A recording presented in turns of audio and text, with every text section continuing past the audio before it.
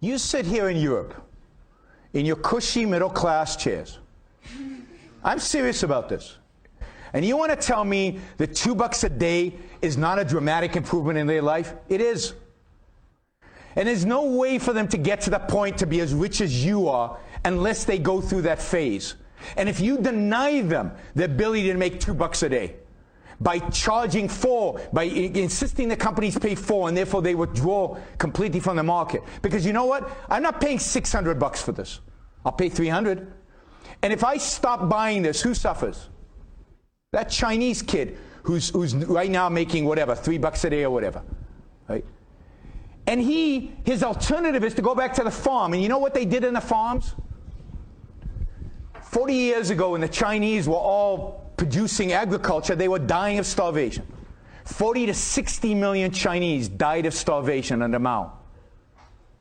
Suddenly, you've given them opportunity to actually attain middle classhood, to learn a skill, to have a profession, to make money, to make themselves into something. And by the way, the Chinese never complain about how much they're being paid. You guys complain.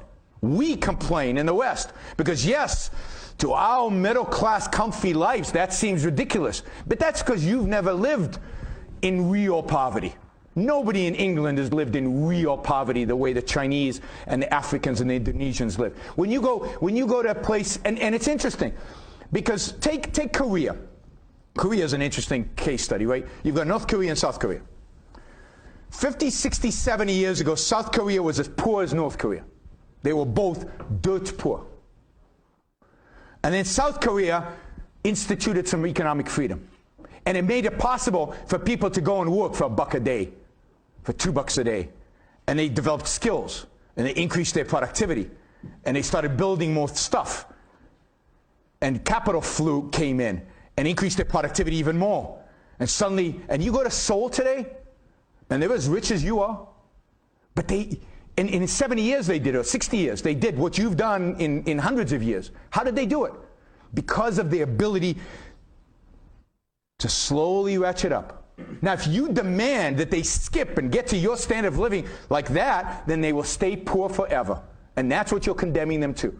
You're condemning them to eternal poverty. A kid who is getting $1 or $2 a day, his alternative is to die in the fields. You're doing him a favor by giving him the $2 a day. And he's producing something, and he's learning a skill at the same time. And one day he'll run the factory. But if you demand that he gets paid $4, he'll never have the job, he'll never have the factory, and he'll stay poor for the rest of his life. You know, do you know that over the last 30 years, now this is not my statistic, this is the United Nations, you can look it up online, right? Over the last 30 years, 1 billion, that's with a B, people have come out of poverty in Asia. Why? Because of capitalism, not because of foreign aid. Foreign aid doesn't help anybody, except the dictators who put them in the Swiss bank accounts.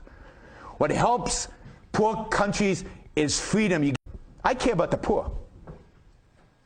I care about the poor. And the only system in human history, to help the poor, to help ambitious poor people rise out of poverty and become rich, has been capitalism.